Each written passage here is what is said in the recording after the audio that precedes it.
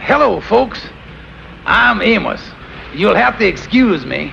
I'm in a hurry today. I got to go down to the court. Yes, folks, my old friend the Kingfish is in trouble again. It all started last Tuesday night.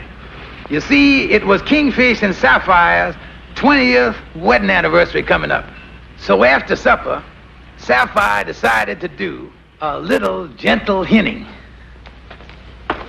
Here comes the bride, all dressed in white. Here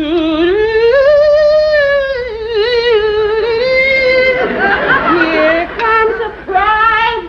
Honey, would you cut that out? The neighbors will think the cat fell in the washing machine again. What is it now?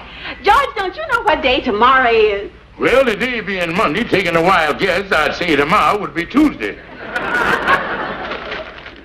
George, don't you remember what happened 20 years ago tomorrow? 20 years ago? Oh, yeah. That's the day they sunk the Maine. That's the day we was married. Well, I know there was some sunk. You is just the meanest man alive, George. Don't nothing ever mean nothing to you. George Stevens, you just ain't got no heart. But Sapphire, something must have happened to the old gal. She can't on there like Tallulah Bulkhead. Oh, my head. If these pills ain't doing your headache no good, maybe I ought to get you a phenol barber pole. Andy, I had a terrible night last night. Sapphire locked me out the bedroom. I had to sleep on the sofa. You did, huh? Andy, I's a heel. I done forgot every wedding anniversary we ever had. But I'm gonna make it up to Andy. This is our 20th wedding anniversary. I'm gonna show her that I got a heart. I'm gonna show her that the faith and the confidence that she put in me through all these years was really something. I'm gonna make it up to her, Andy, with a beautiful gift. You is, huh? Yeah, Andy. And this anniversary, I may even go as high as, $6. Oh. Lightning, where's there a good woman's store at around here? Well, now, there's the Bontown Variety Store down the street there. Oh, yeah.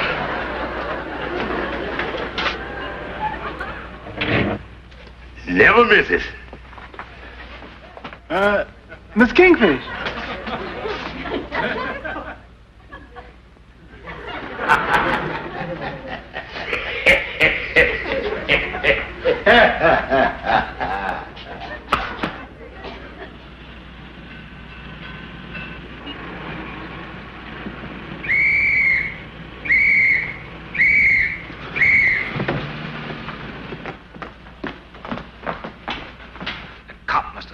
We're sitting ducks if we're caught here now. Where's the gun?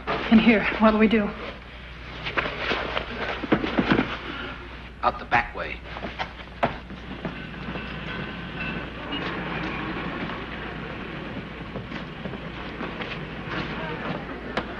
Well, Andy, we ought to find something pretty nice in here. Hey, there's a lot of bags over here. All kinds. A mess of them, too, ain't there? Now, here's a nice one. This is what you call stimulated alligator. Yeah, pretty good. Now this one ain't bad. Only $6 too, tax included. Yeah, I like that. Nice and heavy, too. Yeah. May I help you? Yes, miss, I'll take this bag just as it is. Oh, thank you. I'll bring you your change. Well, Andy, our trouble is over. Yeah, Andy, we're gonna wrap that purse up real nice like it come from Tiffany. Yeah. Yeah, you know, this sure is a heavy bag. Feels like there's something in there. Oh, I guess this is one of them fitted bags with the mirror and stuff inside. Better open it up there, son, and make sure there ain't no price tags in it. Yeah. mirror, comb, lipstick. Let's see that lipstick there. One of them novelty lipsticks made in the shape of a bullet. Did you ever heard of a cosmetic firm by the name of Colt 45? No.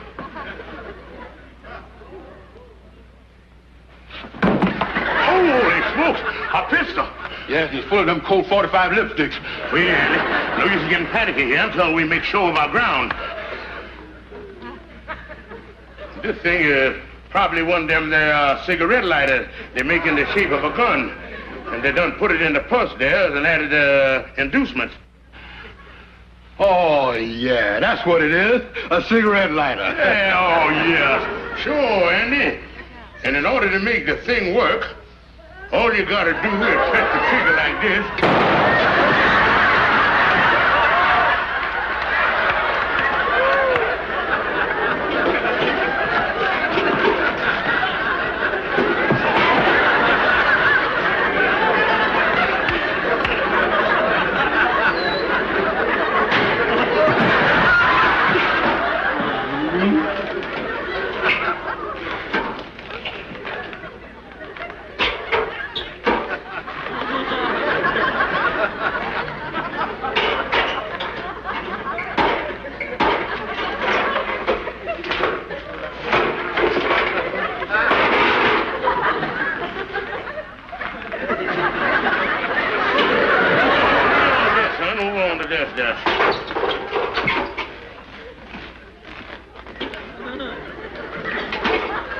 Don't you think you ought to take that thing back to the store and find out what goes? Oh, no. Finders keepers.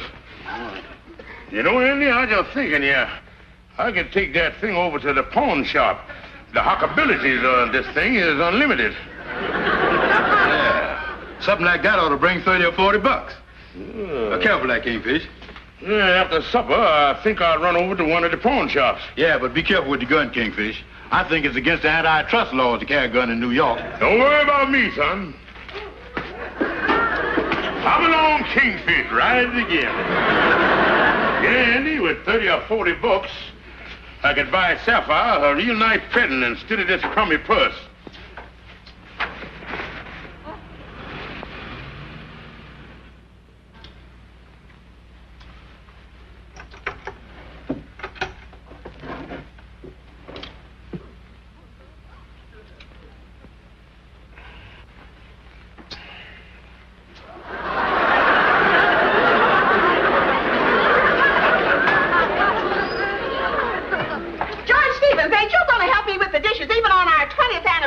Look, honey, I gotta go out. It's about our anniversary. What do you mean it's about our anniversary? I can't tell you, but you're gonna see something tonight that's gonna make your eyes pop out.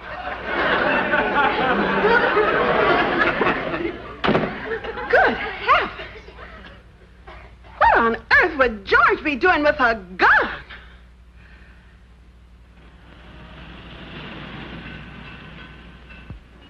I don't care what you say, Frank. I'm going to close up if you can't come over here. I'm not going to stay here alone. There's been too many robberies in the neighborhood lately to suit me. Why, just last night they tried to break into the Lamo dress shop. All right.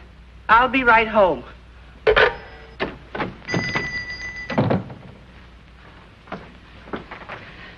Yes? What is it? Look, madam, I got a gun here, and I want some money. Wait a minute here. Madam, what's wrong? Well, of all things.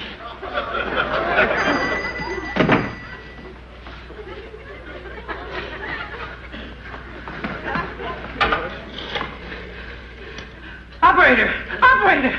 Somebody just tried to hold me up. Get the police! Quick! Quick!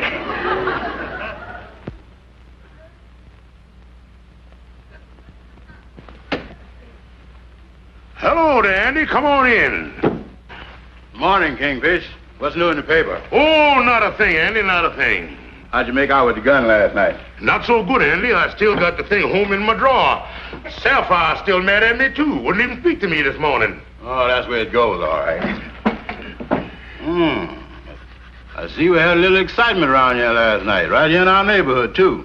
That's so? Yeah, over at Anderson's pawn shop. Some fella tried to hold it up.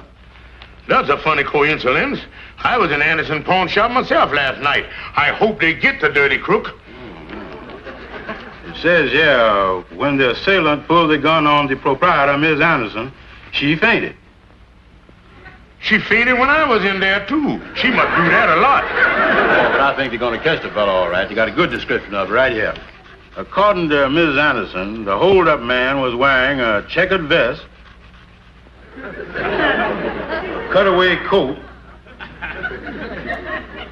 and a gray fedora. Andy, holy smoke. They think I was the one who robbed the pawn shop. Why don't you call them up and tell them they done made a mistake? Tell them you found the gun in the purse.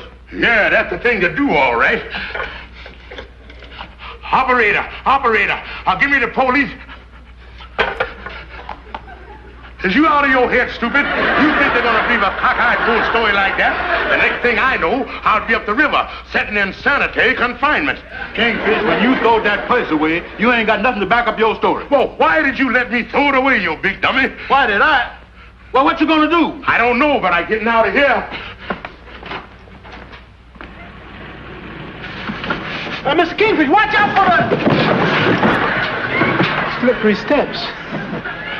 Oh. Is your head, Kingfish? No, never mind, Andy. A broken back don't mean a thing at a time like this.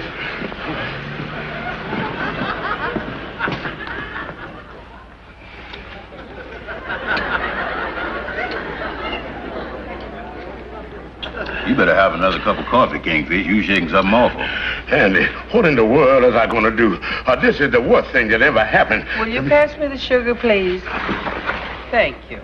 With that description they got of you, they're bound to pick you up sooner or later. Andy, what is I going to do? When Sapphire finds this out, you're going to break her heart. Oh, why did this have to happen on our 20th anniversary? Will you pass the ketchup, please? Thank you. But, Andy, I know the first thing I got to do is change these clothes, then find some way to hide out. Can I get you another cup of coffee, Mrs. Anderson? No, thank you.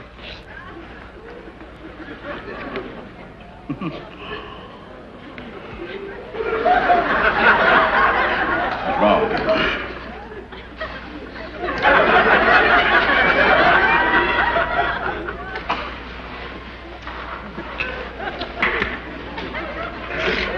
Check, please. Hey, you. Who, me? Yeah, you. Oh, what is it? You got a match? He wants a match.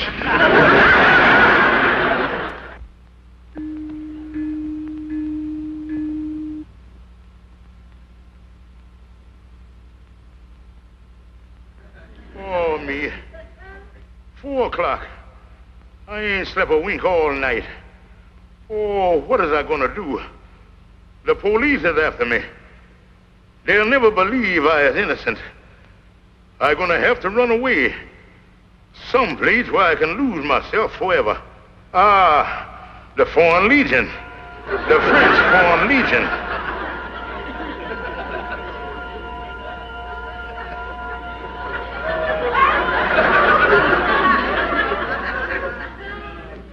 Oh, no.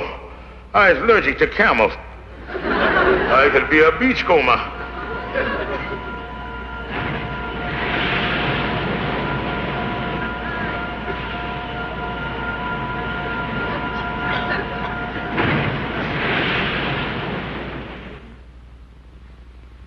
I know. I'll sail the 7 seas.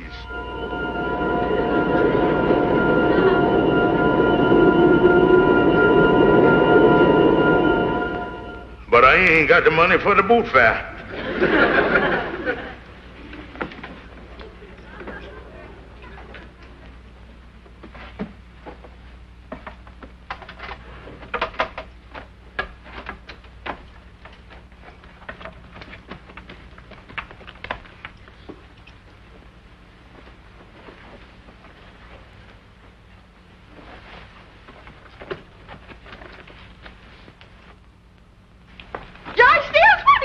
doing? Listen, honey, I ain't got time to go into no detail. I got to get out of town. I'll write you. George Stevens, you come right back here.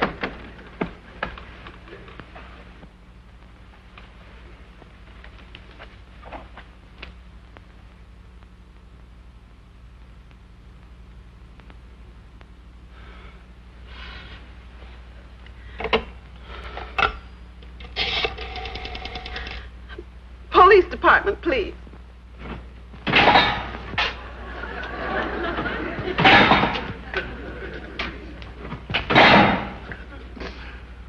Oh, what wouldn't I give to hear a wooden door slam again? Stevens, are you there? Yes, I ain't going nowhere. You got a visitor. A visitor? Oh, Sapphire, I knew you would come. I knew you wouldn't desert me. Oh, darling, darling. Where is you, darling? Here he is, darling. Oh, Calvin. 5 minutes. Okay. Kingfish, this is a nasty robbery rap they done pinned on you. Calhoun, you got to get me out of here. I is innocent, completely innocent. Innocent? Well, now, that's liable to slow me down a little. I ain't never had a client that is innocent before. Calhoun, this is the worst mess I ever done been in. You're my lawyer. Yeah, things look bad. They got a lot of circumstantial evidence against you. But I is happy to tell you that I is getting you out of this mess. Calhoun, how you gonna do it? Never you mind. But when I put you on the stand tomorrow afternoon, we wins the case. I got everything in the bag. Kingfish, I got a foolproof scheme of how to get you out of this whole mess. When I makes my point, the judge is gonna throw the case right out of court. That's fine, Calhoun. That's fine. Okay. Hey, boy, come on, get me out of this thing. Calhoun, you're a great lawyer, Calhoun. Incidentally, I have arranged to have the opening of your trial delayed till tomorrow afternoon at 2 o'clock. As long as you're going to be in here, you may as well get as many free meals as you can. See you later. Mama, I don't care how it comes out tomorrow. I'm leaving George for good. I knew he'd come to no good. I knew it the first time he come to the house. Didn't like his looks. I sat too close together. Well, it's all over and done with. I never want to see him nor speak to him again. I hope he gets the chair. Now, that is one potato I'd like to see French fried. Hear ye, Court of Special Sessions, State of New York, Part 12 is now convening. Case of the People versus George Stevens, attempted armed robbery. Judge Herbert L. Watkins presiding. Order, please. Is the district attorney's office ready? We're ready, Your Honor. Proceed. Your Honor, we intend to prove that on the 3rd day of this month, the defendant, George Stevens, entered Anderson's pawn shop with a loaded revolver. We will show it was a cold, calculated attempt to rob this defenseless woman. Will Mrs. Anderson please take the stand? Yes, sir. He pointed a gun at me and said, I want some money. And then, Mrs. Anderson, upon seeing the gun, you fainted, thus frightening the defendant who ran from your store? That's correct. Thank you. That'll be all. Mr. Brown, you've testified to the sterling character of Mr. Stevens. You've testified that you've known him for a long, long time. About how long would that be? Oh, 15 or 20 years. I see. Now, would you mind telling the court under just what circumstances you met the defendant? Well, about 18 years ago at a carnival. I reached in my pocket to get my wallet and shook hands with Mr. Stevens.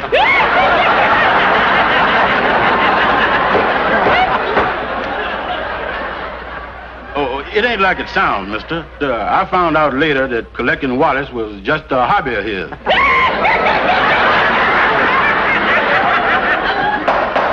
Order, please. Continue, please. No further questions, Your Honor. Your witness, Counselor. Go ahead and question him, Calhoun. Ask him where I got the gun from. Now, wait a minute. I'm the lawyer here. We don't need him.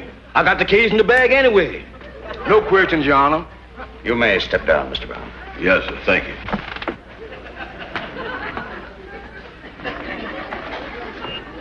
Your Honor, as counsel for the defense, I emphatically denies the accusations of the prosecutor. I intend to prove that my client entered Anderson's pawn shop for the most innocent of reasons, and that robbery was furthest from the mind of this innocent man. Your Honor, as my first witness, I would like to call to the stand the defendant, George Kingfish Stevens. Step up there, bud.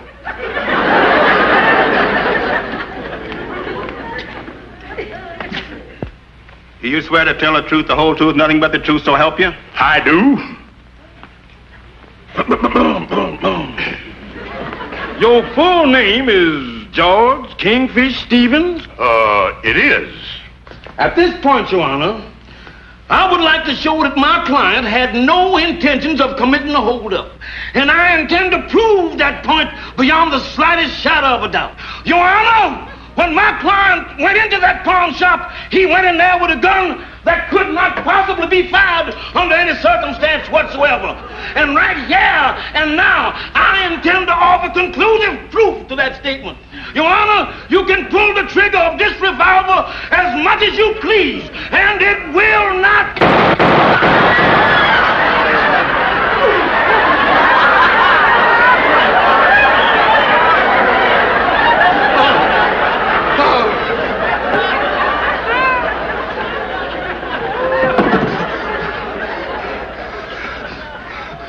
Your Honor, I would like to ask the court's permission to resign from the case. Bailiff, remove the counselor for the defense from this courtroom. Mr. Stevens, in the interests of justice, there are a few questions I would like to ask you. You say you found this gun. Where did you find it? Well, Your Honor, that's what I've been trying to say. I bought the purse for my wife's anniversary, and the gun was in the purse. So I recited that I'd hock the thing so I could buy my wife a real nice present. Your Honor, this is obviously a trumped-up and ridiculous story. You're out of order. Where is this purse now? Well, I done throwed it away. Well, Mr. Stevens, you may or may not be telling the truth, but in the absence of this purse, I'm afraid you haven't got much of a defense. It's the truth, Your Honor. Well, we've had a long day. I hereby recess this court until 10 o'clock tomorrow morning, at which time I will give my decision in this case. Court dismissed.